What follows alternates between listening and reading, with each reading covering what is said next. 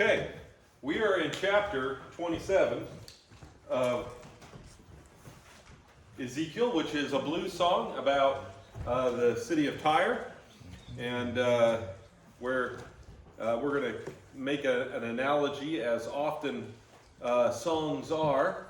I don't know if you could sing this to the tune of the Edmund Fitzgerald, but it might work. Here we go. This is chapter 27, verse 1. The word of the Lord came to me. Son of man, take up a lament concerning Tyre. Say to Tyre, situated at the gateway to the sea, merchant peoples on many coasts, this is what the sovereign Lord says. You say, Tyre, I am perfect in beauty. Your domain was on the high seas. Your builders brought your beauty to perfection. They made all your timbers of pine trees from Shinar. They took cedar from Lebanon to make the mast for you. Of the oaks of Bashan they made your oars. Of cypress wood from the coast of Cyprus they made your deck, inlaid with ivory. Fine embroidered linen from Egypt was your sail, and served as your banner. Your awnings were of blue and purple from the coasts of Elishah. The men of Sidon and Avid were your oarsmen. Skilled men of Tyre were aboard your seamen. Veteran craftsmen of Gebal were on board as shipwrights to caulk your seams. All the ships of the sea and the sailors came alongside to trade from your wares. Men of Persia, Lydia, served as soldiers in your army. They hung their shields and helmets on your walls, bringing you splendor. Men of Avid and Halak manned the walls of every side. Men of Gamad were on your towers. They hung their shields around your walls. They brought your beauty to perfection. Tarshish did business with you because of your great wealth and goods, and exchanged silver, iron, tin, and lead for your merchandise. Greece, Tubal, and Meshes traded with you, and exchanged slaves and articles of bronze for your wares. Men of Beth Togarmah, and exchanged workhorses, war horses, and mules for your merchandise. The men of Rhodes traded with you. Many coastlands were your customers. They paid you with ivory tusks and ebony.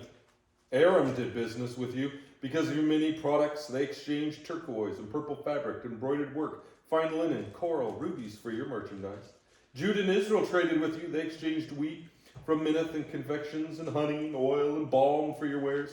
Damascus, because of your many goods and wares of wealth and goods, did business with you. And wine from Heldon and wool from Zahar.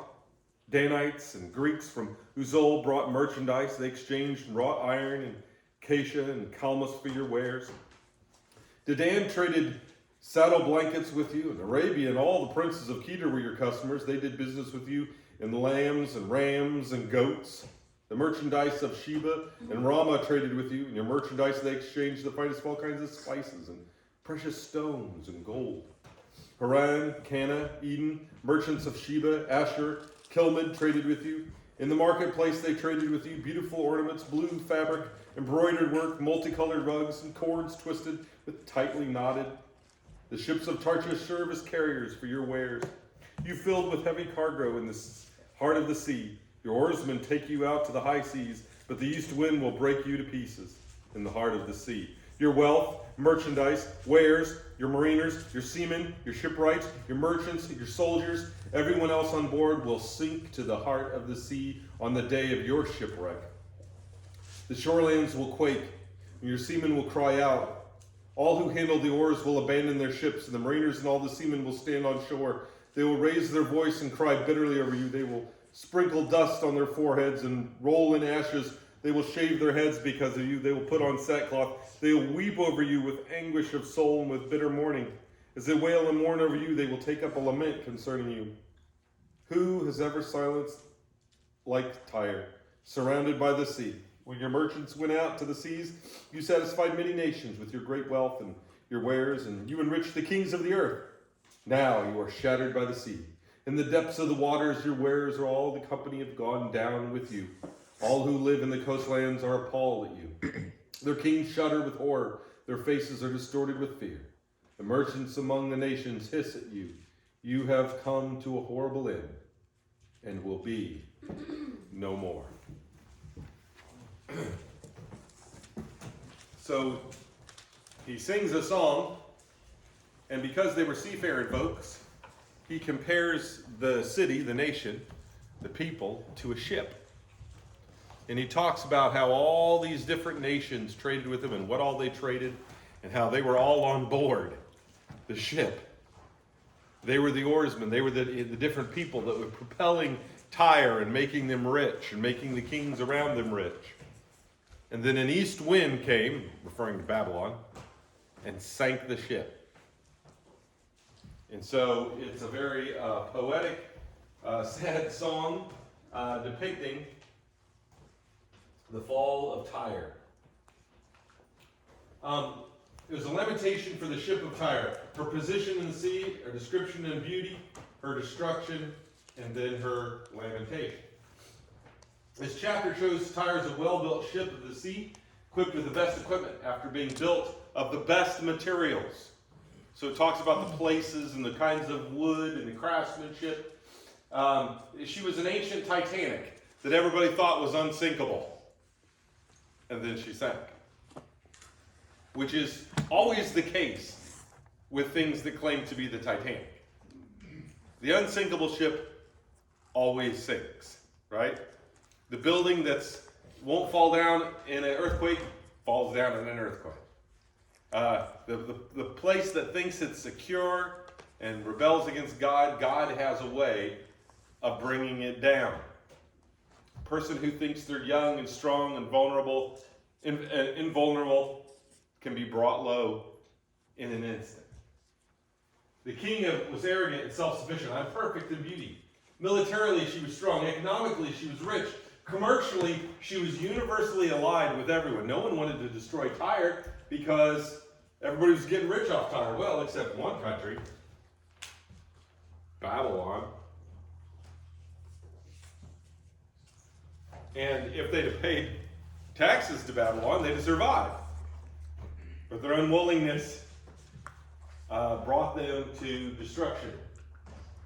The beautiful way to describe a kingdom. She had timbers from Hermon, masts of Lebanon, oaks from Bashan, calkers from Cyprus, sails from Egypt, awnings from Egypt. So it talked about all the different people and what they provided to them, and then used it as an analogy in a ship. It's actually a very poetic and ingenious way to do it. She traded with Tarshish, Edom, Damascus, Arabia, Mesopotamia, Ionia, that's Greece, Tabal, Meshish, Armenia, Rhodes, Dedan, and even Judah. So, where are these places? We're talking as far south as Ethiopia, all the way over to Carthage in North Africa, all the way to Saudi Arabia, all the way up into what's Lebanon, Damascus, Syria, up into what's part of Iraq today, and then all the way over to Tarshish, that's Spain, up into Greece. So basically it's listing off these nations and countries all around the Mediterranean. And he said they were getting 10 from Tarshish, which Tarshish, Spain didn't have 10. They got their 10 from Cornwall, England. And so one of the places that they were trading with was as far away as the UK. Okay? So they had this amazing seafaring people that were going all around the Mediterranean, even out of the Mediterranean and up the Atlantic. And they had all these alliances, and everybody traded with them. Everybody was friends with them because they wanted to get their wealth and they wanted to get in on the trade deals. But because of their sin, because they rejoiced at the fall of Judah and had their own sin, God wipes them out. She dealt in silver, iron, tin, lead, men, brass, horses, mules, ivory, ebony, emeralds, purple, embroidery, linen, coral, agate, wheat, honey, oil, balm, wine, wool. I mean, this was the Walmart of the ancient world. They had it all under one roof. Low prices. Chariots, sheep, spices, precious stones, gold, clothes, cedar. And it came from all these countries. And if you look at the trade routes that were coming in, the east-west roads, the north-south roads, and then the trade into the Mediterranean Sea, it was all right through Tyre and Sidon. And so this was the seafaring people, and this chapter in the song compares her to a ship and then the ship sinks. And all those around will be cast in the sea with her. In the midst of the sea, this great ship would be broken up by the east wind, that's Babylon. Those who furnished Tyre would lament her sinking, and the hope of their gain was now lost. So they were lamenting not because they actually loved Tyre, but because Tyre was making them rich. Oh man, there went the cash cow, right? They weren't lamenting because they cared about Tyre. They were lamenting because they cared about themselves. You know, sugar daddy is gone, just keeled over. Now I don't got the free gravy train anymore. And that was why they were lamenting, because she made the kings of the earth rich. And when she fell, they thought she was an impenetrable, unbeatable, unshakable fortress. And when it fell, the other kings shuddered because they're like, wait, if they can take out Tyre, they can take out me. And so the kings of Turkey, all the way down to Egypt, they're all like shaking in their boots.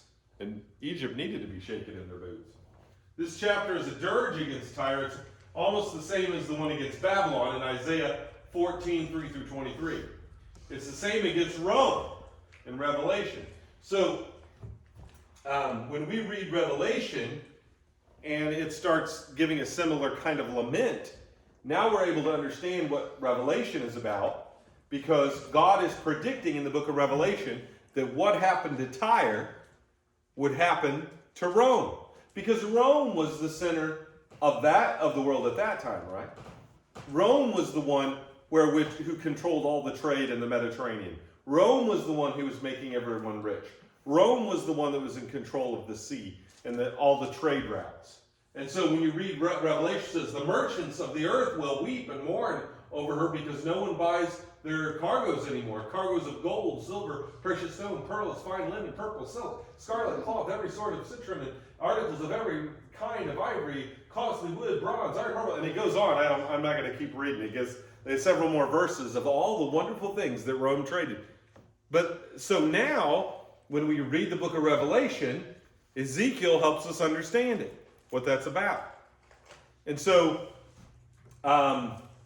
when you study the book of Revelation, what's really going to inform you on how to properly interpret the different things you read in the book of Revelation is the first book that was written in that kind of literature, Ezekiel. So as we come to understand Ezekiel, it can help us really a whole lot to understand the book of Revelation.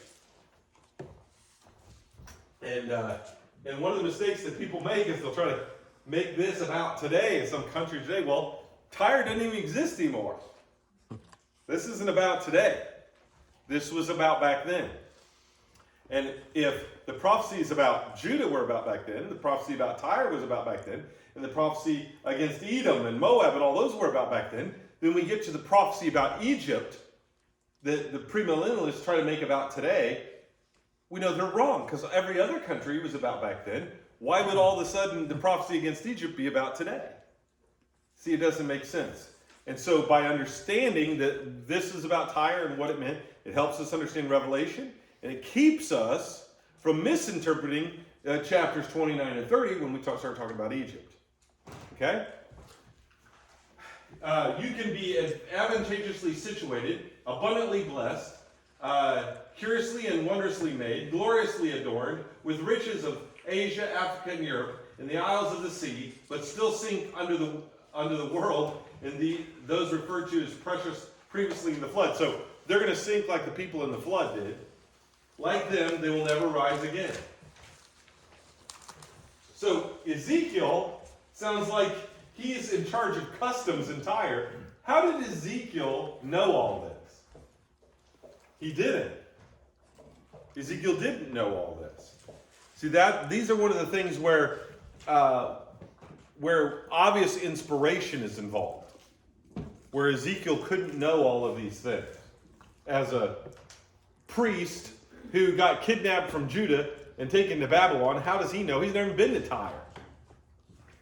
And yet he's talking in great detail about things that we can now, through archaeology, confirm.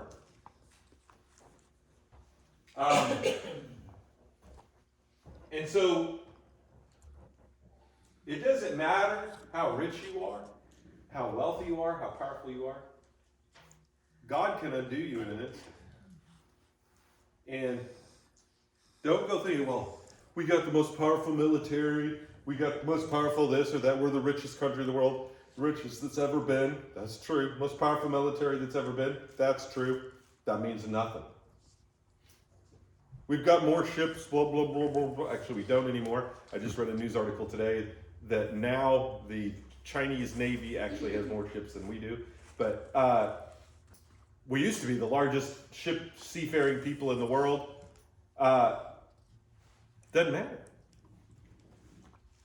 Doesn't give you any advantage when you sin against God. The only thing that can save a nation is repentance. And Tyre didn't repent. Many friends lamenting our demise by attending our funeral is no sign of being loved. They may just be creditors who lost out due to our death. You know, there's been rich people that had a lot of folks show up at their funeral because they were wanting to be there for the reading of the will. But they didn't love the person. They were just there for the reading of the will. And just because a lot of people show up at your funeral doesn't mean you are loved. And just because people mourn at your passing, it might not be because they loved you. It might be because they loved what you did for them. There's a difference between being loved and being loved for what you do for somebody. Everything we build crumbles to the ground that we refuse to see. We're dust in the wind. Every kingdom has a shelf life. Every nation, because of the sins of man, comes to an end. Just as a building in wood rot and corrode over time, so do the institutions that we build, the constitutions that we write, and the leadership structures we put in place. And a constitution is only as good as the men and women who administrate it, because you don't got to follow it. I read the Constitution of Cincinnati Bible Seminary, which later became Cincinnati Bible College and Seminary, later became Cincinnati Christian University. And by the end, they were doing all kinds of things that the Constitution of that school said should never happen. And it led to the demise of the school. They'd seen it with College of the Bible, it became Transylvania University in UK. They'd seen how that devolved and turned into a secular university, and they didn't want that, and they tried to write into their Constitution to keep that from happening. Give it 70 years, 80 years, and they weren't following that Constitution anymore. Why? Because the men didn't follow it. The trustees just disregarded it. And a constitution is only as good as the people who administrate it. And people are flawed. And a country is only good as its leaders and its people. And if people turn from God. George Washington said, "It's impossible to rightly govern without God in the Bible." That's what the founder, the first president of this country, said. And we don't see that sentiment from our leaders today. And therefore, we're going to reap what we sow. And the people of Tyre built something that crumbled to the ground. And everything we build on this earth crumbles to the ground. That's why Jesus said, don't lay up your treasures on earth. That's why Jesus said, my kingdom is not of this world. That's why buildings and institutions aren't what's important. People are. Jesus didn't spend his time building buildings. Jesus didn't spend his time creating governments or building institutions. He spent his time discipling 12 men. That's what he did with his time. And if you want to make a difference in this world, you want to build the kingdom of God, disciple people. That's what matters. That's what lasts. People, souls. So, chapter 28.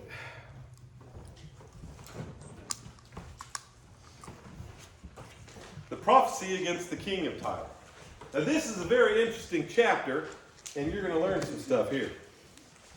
The word of the Lord came to me. Son of man, say to the ruler of Tyre. So who are we talking to? The king of Tyre. This is what the sovereign Lord says. In pride of your heart you say, I'm a god. I sit on the throne of a god, in the heart of the seas. But you're a man, not a god. Though you think you are as wise as a god. Are you wiser than Daniel? Is no secret hidden from you? By your wisdom and understanding, you have gained wealth for yourself and amassed gold and silver in your treasuries. But your great skill in trading, you have increased your wealth, and because of your wealth, your heart has grown proud. Therefore, this is what the sovereign Lord says. Because you think you are wise as a god, I'm going to bring foreigners against you, the most ruthless of nations. They will draw their swords against your beauty and wisdom and pierce your shining splendor. They will bring you down to the pit, and you will die a violent death in the heart of the seas. You will say, I'm a god in the presence of those who kill you. You will be but a man, not a god, in the hands of those who slay you. You will die the death of the uncircumcised at the hand of foreigners. I have spoken, declares the sovereign Lord. The word of the Lord came to me. Son of man, take up a lament concerning the king of Tyre, and say to him, this is what the sovereign Lord says. You were the model of perfection, full of wisdom, perfect in beauty. You were in Eden, the garden of God. Every precious stone adorned you, ruby, topaz, emerald, crystallite, onyx, jasper, sapphire, turquoise, and beryl. Your settings and mountings were made of gold. On the day you were created, and they were prepared. You were anointed as guardian cherub, for so I ordained you. You were on the holy mount of God and walked among the fiery stones. You were blameless in your ways from the day you were created till the wickedness was found in you. Through your widespread trade you filled with violence and you sinned. So I drove you in disgrace from the mountain of God, and I expelled you, O guardian cherub, from among the fiery stones. Your heart became proud on account of your beauty, and you corrupted your wisdom because of your splendor. So I threw you to the earth. I made a spectacle of you before kings. By your many sins and dishonest trade, you have desecrated your sanctuaries. So I made a fire come out from you, and it consumed you. I reduced you to ashes on the ground in the sight of all who are watching. All the nations who knew you were appalled at you, and have come to a horrible end, and will be no more. The word of the Lord came to me. Son of man, set your face against Sidon. Prophesy against her and say, this is what the sovereign Lord says. I am against you, O Sidon, and I will gain glory within you. They will know that I am the Lord, and I will inflict punishment on her and show myself holy within her. I will send a plague upon her and make her blood flow in her streets. The slain will fall within her and the sword against her on every side, and they will know that I am the Lord. No longer will the people of Israel have malicious neighbors who are painful briars and sharp thorns. They will know that I am the sovereign Lord. This is what the sovereign Lord says. When I gather people of Israel from the nations where they have been scattered, I will show myself holy among the nations in the sight of the nations. Then they will live in their own land, which I give to my servant Jacob. They will live there in safety and will build houses and plant vineyards and will come safely when I inflict punishment on all their neighbors who malign them. Then you will know that I am the Lord, their God. All right. So, chapter 20 is an outline. First, Ezekiel to the king of Tyre. Ithobolus II, evidently, was the king at this time. It talks about his blasphemy. He claimed to be a god. Remember somebody else on that shoreline who claimed to be a god? Herod? When he wore his sequined outfit and shone in the sun, and said, you look like a god. And they worshipped him, and he's like, please don't stop. Please don't stop. Please. And he accepted their worship, and so God struck him with worms. It's a really dumb move to claim to be deity. When you say, I'm a god, God will show that you're in fact not a god. His arrogance. Thought he was wiser than Daniel. His riches was what caused him to be arrogant, and his destruction. One of the problems with being rich is you start to think that you're this amazing, awesome person that you're not. Have you ever seen a celebrity or someone becomes really popular, maybe Elvis or Michael Jackson or whatever, and they get surrounded with all these yes men who just tell them what they want to hear, and they end up making terrible decisions and getting in horrible situations and end up dead prematurely because of the people around them feeding their ego. You see it with Prince and with Elvis and with Michael Jackson. You just see it with people who, they get these people around them telling them this stuff, and it destroys them. And that is what's happened to this king. He gets rich, he gets all these people around him, they're telling him how he ought, and he starts to believe what people are saying.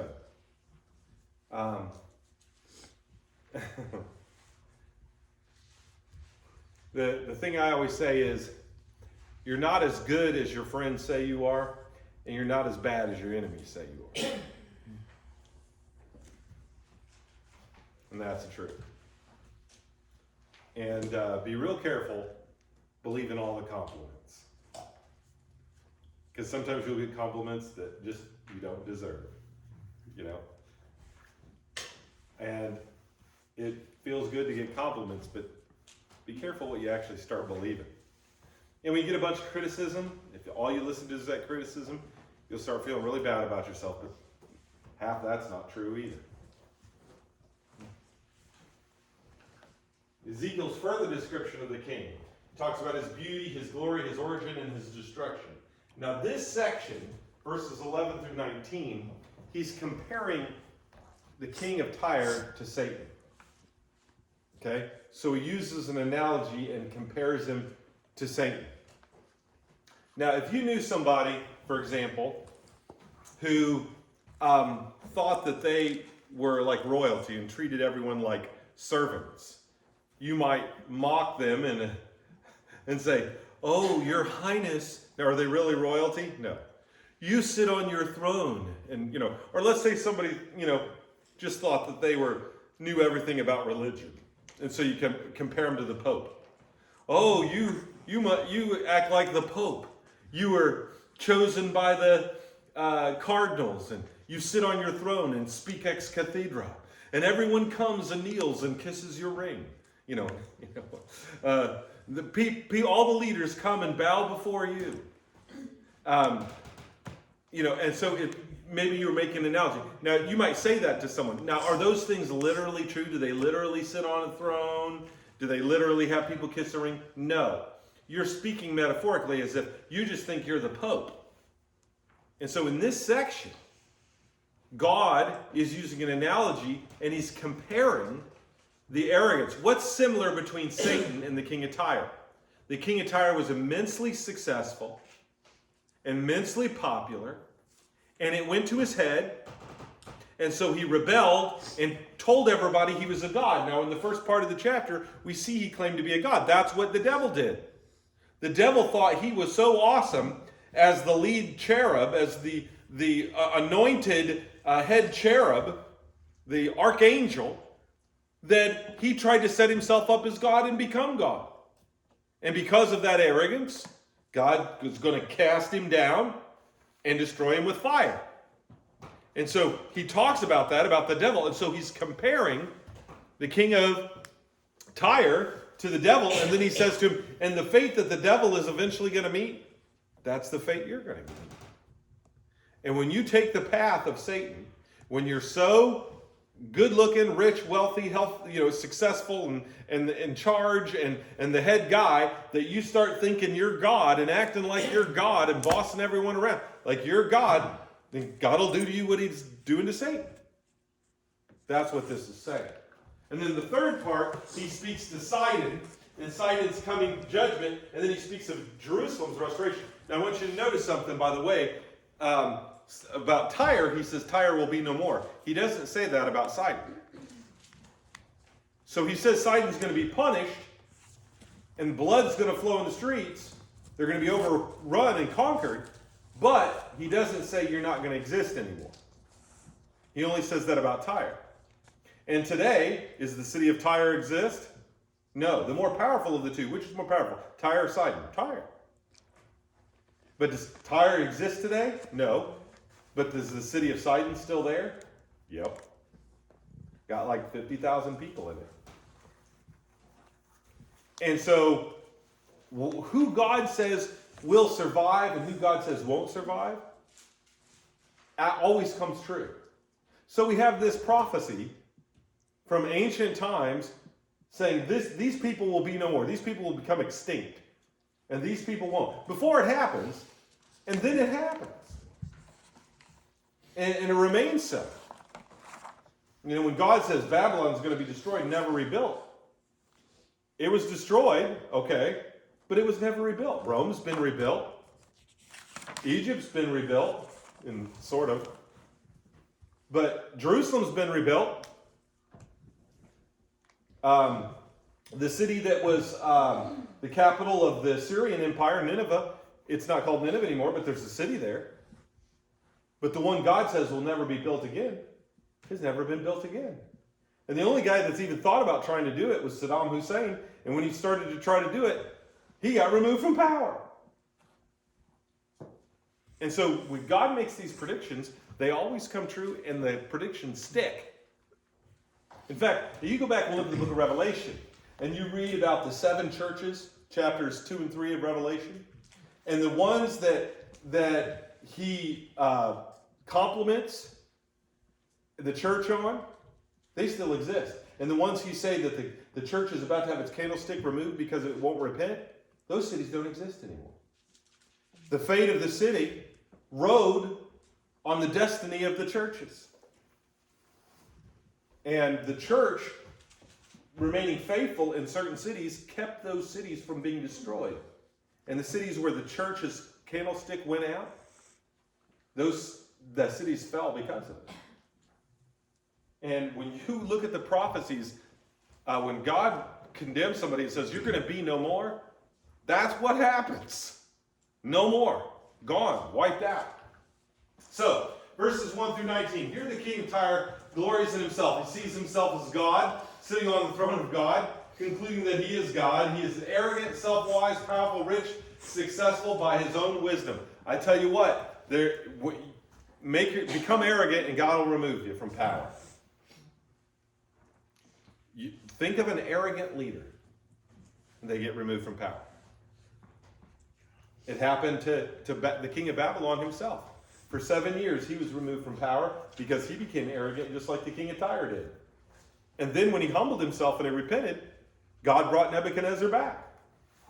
And the only way for a leader who was arrogant and removed from power to ever get back in power is to humble himself before God. Nebuchadnezzar did.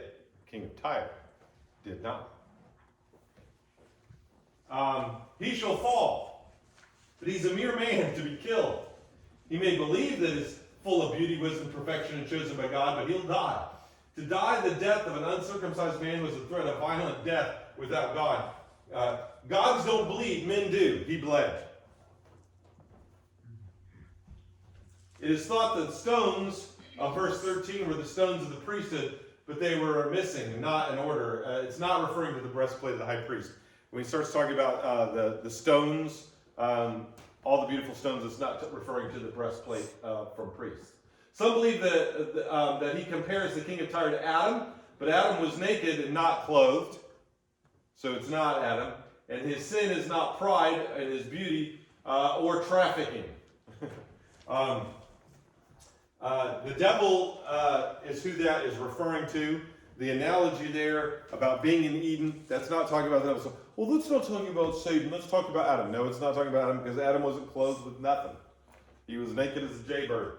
I see the king of Tyre typically pictured as Satan, the prince of the world. And what is true of Satan is said of the king of Tyre, who imitated in attitude and practice Satan. So, basically, God is saying to the king of Tyre, you're like the devil himself. You're absolutely like the devil in what the devil did. And so, what do we learn about Satan? So, here's the thing. because we know this is talking about Satan and comparing the king of Tyre to Satan, in the process, we're learning some things about Satan and who he was. Okay? We know, for example, now that he was an angelic being, a heavenly being. That he was created with creation. All right? When God created the earth, he created the angels too. And evidently same day. And he was created with all of this beauty around him, this beautiful, perfect world. The world that Adam and Eve are put into, that had been created in 6 days, it was perfect. And it was beautiful. And there was no death. There was no sin. It wasn't a corrupted, fallen place. It was a perfect place. And the devil was made perfect. The devil corrupts himself. He was in the Garden of Eden, surrounded by all the precious stones when he was created. He was anointed cherub that covers the holy mountain of God. So he was this special cherub that was covering over the mountain of God. He was perfect until iniquity was found in him. He becomes sinful. Okay? Well, what was his sin? His vain glory and pride corrupted his wisdom. Look at 1 Timothy 3:16. And without controversy, great is the mystery of godliness. God was manifest in the flesh, justified in the spirit, seen of angels, preached to the Gentiles, believed in the world, and received up into glory. So notice the trajectory of Satan is exactly the opposite of Jesus. Jesus is born a man, humbles himself, and serves others, and humbles himself before God, and submits to death. And so God raises him up and exalts him. The devil, on the other hand, went to man, corrupts man, tempts man, gets man to sin. And even though he was beautiful and had been created perfect, he is now fallen and corrupted and is led to death. His traffic in iniquity and wickedness will cause him to be destroyed by fire. So, what was the sin that brought Satan to do what he did? Pride. Wanting to take the place of God. It wasn't enough to be this head cherub. It wasn't enough to be on the fiery stones, covering the holy mountain, serving God. It wasn't enough to be surrounded by jewels and beautiful stones and a beautiful angelic being in all its glory. That wasn't enough for Satan. He wanted to be God himself. And that is why there was iniquity found in him. And because of his sin and tempting Adam and Eve, weakness was found in him, and God cast him down to earth, and eventually he will destroy him with fire. Now, this is not the first time that somebody has been compared to Satan. Isaiah did the same thing with the king of Babylon. Look what it says in Isaiah 14, 12 through 15. How art thou fallen from heaven, O Lucifer, son of the morning? How art thou cut down to the ground, which didst weaken the nations? For thou hast said to thine heart, I will ascend to heaven. I will exalt my throne above the stars of God. I will sit upon the mount of the congregation in the sides of the north. I will ascend above the heights of the clouds. I will be like the Most High. Yet thou shalt be brought down to hell, to the sides of the pit.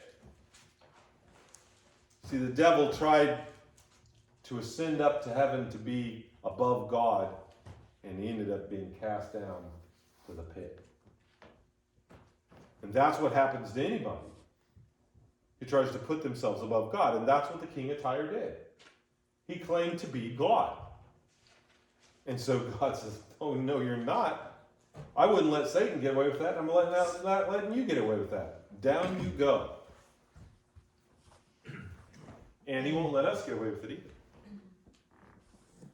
He won't let us get away with trying to make ourselves the God of our world and our life. Don't be proud and arrogant and trust in your own power and wisdom. Don't think too much of yourself. That's a very dangerous thing. And realize that everything you have is a gift from God. If you're good looking, it's because God made you that way. If you're smart, it's because God gave you the ability to be smart. If you're rich, it's because God gave it to you. Everything you have is a gift. Don't start thinking that your success was all you. Boy.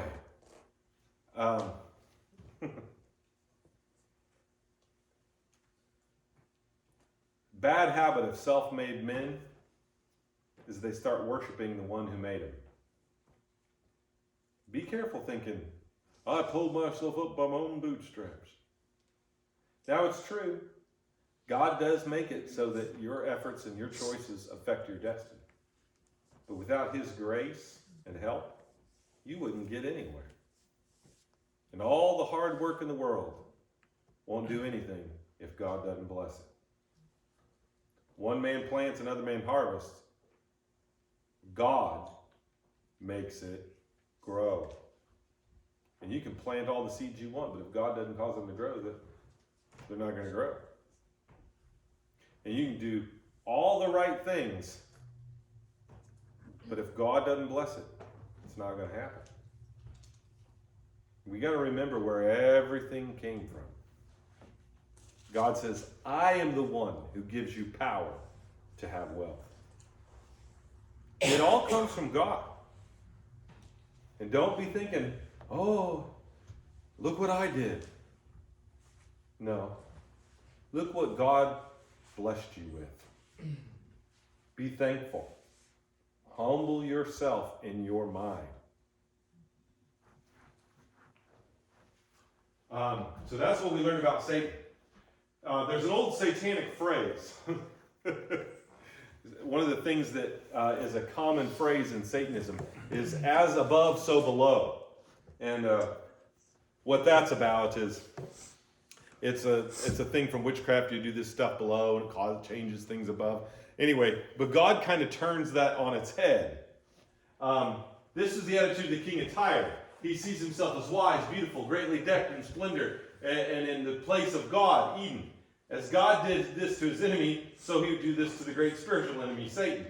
The fate of little Satans will be the same as the fate of the real Satan. So just what happens in the spiritual realm above, that's what's going to happen. So their thing in Satanism is as above, so below is the Satanistic thing that you can affect things in the heavenly realm. But what God's saying, he's turning that phrase on its head, and he says, yeah, if you act like a little Satan, you're going to meet big Satan's fate. It will be, what is below will be like what's above. I'll make it that way. And look what happened to the Satan above. So, verse 20 through 26, Satan's fall was foretold by Ezekiel, of pestilence, bloodshed, and by the sword. But Jerusalem is said to prosper, and the affliction of the briar and thorn will not grieve them again. So Tyre and Sidon were like briars in their side. All these little nations around them were like thorns in the side of Israel, and God's like, I'm going to remove all the thorns and bring them back. So why is God destroying all these nations around Israel? Why is he prophesying about, Edom, Aram, Moab, on and on and on? Why is he, Egypt, Tyre, Sidon, why is he prophesying against all these nations? Because they had been against Israel, leading Israel into sin, like thorns in their side. And God says, I'm going to remove all the briars, and after I remove all the briars, then I'm going to bring my people back. That's what he's saying here. Sidon today is called Saida, 50,000 in population. It's involved in all of Lebanon's problems. It's in Lebanon. The city has suffered much through the years. Notice it doesn't say she shall be no more like it does Tyre. And, of course, Sidon survives. The king of Tyre was proud in his wisdom, his beauty, and his riches.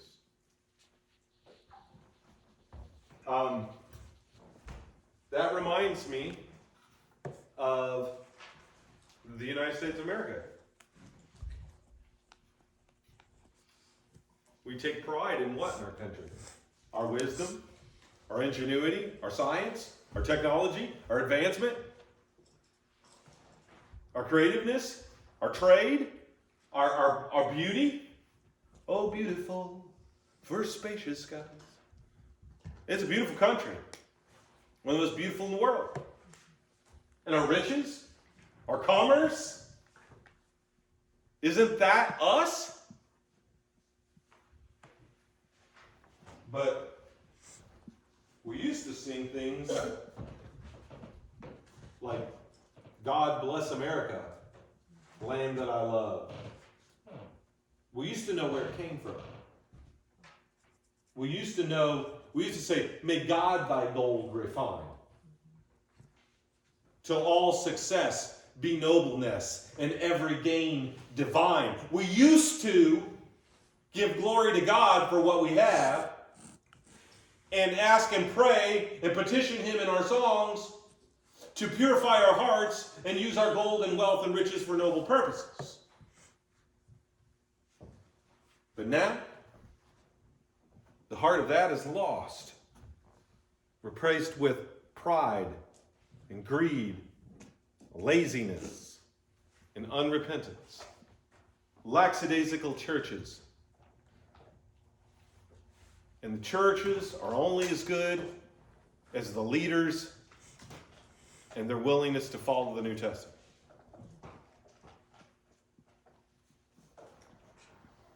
Chapter 28, we see a common problem when God blesses a nation. Is this fall? And this will be our fate if we don't turn around nationally. And it'll be our fate as churches. And the churches can go through the same thing. They become successful. They become influential. They build beautiful buildings and get lots of followers, have lots of offerings. And the pastor and the preacher and the people in leadership positions can become arrogant, can become prideful, and not remember where it came and start to think that their success was their preaching and their leadership and their wisdom, not God's gracious blessing and kindness. And the same thing can happen to individuals, businesses, corporations. The same thing can happen. When we say, look how wise we are, how beautiful we are, how rich we are, how successful we are. Watch out for pride. It's what got the devil.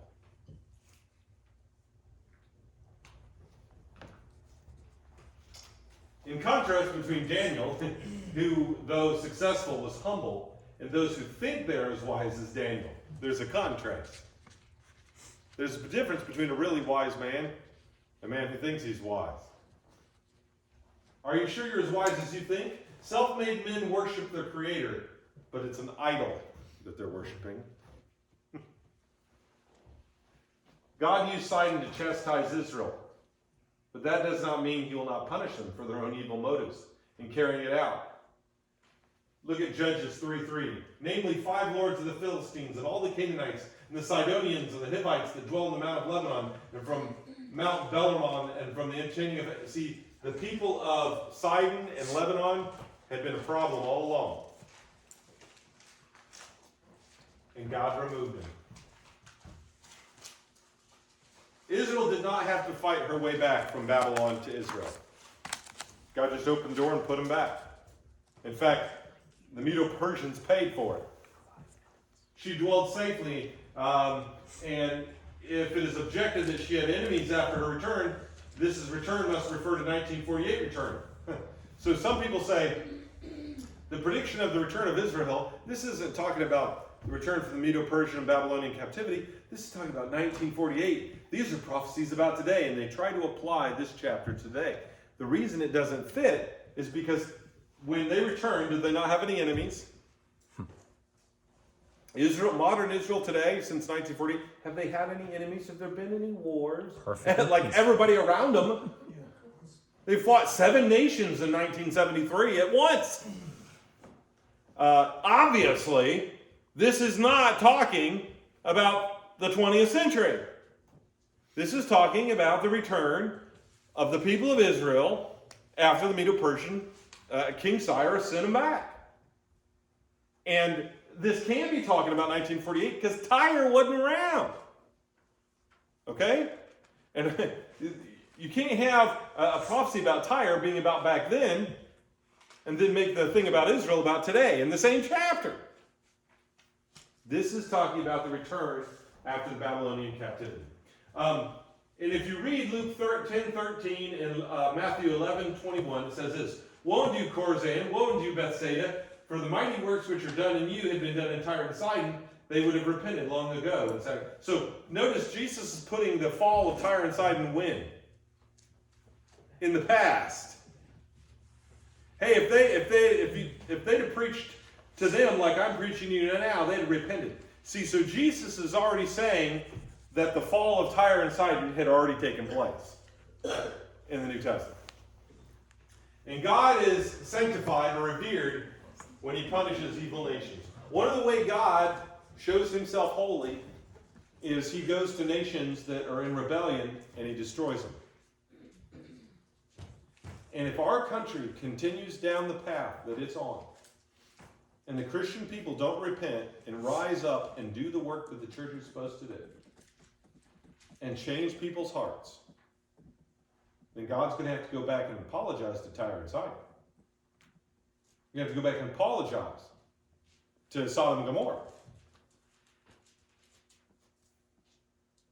God will be glorified. You can't rebel against him and get away with it. That dishonors him. And he would be dishonored if he didn't bring justice. And God's not going to let a nation sit around and kill its babies forever. He just won't do it. And he didn't then. He hasn't through history. And he won't now. And there's no technology. And there's no army. And there's no military. And there's no skepticism. There's nothing in this world that can save us except repentance. And so we need to make sure that we are doing everything we can to spread the gospel of Jesus Christ. Because the only thing that's going to change the fate of this country is not how you vote. None of that. The only thing that's going to change the fate of this country is if God's people start evangelizing. That's the only hope. Because until people repent, there's not going to be any change. We're going to take our break and then we'll come back with chapter 29.